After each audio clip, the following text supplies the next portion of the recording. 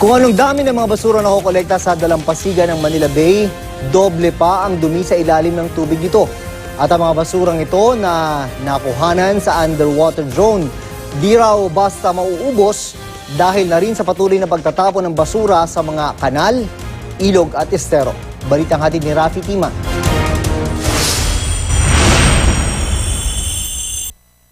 Ito ang itsura sa ilalim ng Manila Bay sa bahagi ng Maynila, malapit sa Ross Boulevard, nakuha ng underwater drone. Sa dami ng mga nakalutang na dumi at lumot, malabo na ang dagat. At habang lumalalim, nag-iiba-iba ang itsura ng tubig. Pagdating sa seabed sa lalim na 15 talampakan o 5 metro, ito na ang makikita. Makapal na burak na konting galaw lang, madali nang mabulabog. Ipinakita ng GMA News sa DNR ang kuha ng underwater drone. We are expecting na ganun kadumi talaga yon. Pero dito pa lang sa Pampang yan. Pero yung sa bandang gitna niyan, hindi pa natin nakikita kung gaano karumi. At kaya nga very alarming. Sa dumi ng tubig, wala halos makitang buhay sa ilalim ng Manila Bay. Pero sa mababaw na bahagi, may mga isda rin namang makikita.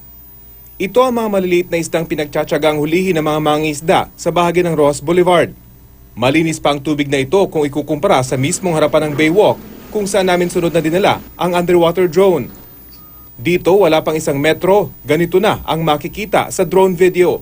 Makapal na plastic na basura. Kaya kahit tila malinis na sa ibabaw ng Baywalk, marami pa rin itinatagong basura ang maitim na tubig ng Manila Bay. Based nga doon sa nag-dive dyan, nag-aaral, tinignan nila yung gano'ng kakapal yung silt dyan. Parang mga 4 meters ang kapal, nag-accumulate yan for several years ago na Kaya dito ay nakakonsentrate ang mga dredging machine ng DPWH. Bagamat 4 na backhoe na ang ginagamit, matagal pa raw bago nila maabot ang original na seabed ng Baywalk.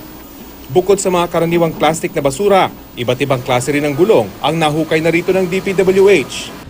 Maubos man nila ang basura sa bahaging ito ng Manila Bay, batid ng Manila Bay Interagency Task Force hanggat patuloy ang pagdaloy ng mga basura mula sa mga ilog, kanal at mga estero, hindi matatapos ang kanilang trabaho. Kaya ang sunod na target ng kanilang paglilinis, mga ilog at estero. Sa March 31, isang malawakang paglilinis ng mga ilog at estero ang isasagawa ng Manila Bay Interagency Task Force sa buong Metro Manila. Dito raw kasi nanggagaling ang mga basurang nakakarating sa Manila Bay, tulad sa Estero de Magdalena na punong-puno na naman ng basura. Yung interagency to the DILG has given directive to all barangay captains na they will be responsible for the cleaning up of these esteros and river systems. Otherwise, appropriate sanction or penalties can be given to them. Rafi Tima, GMA News.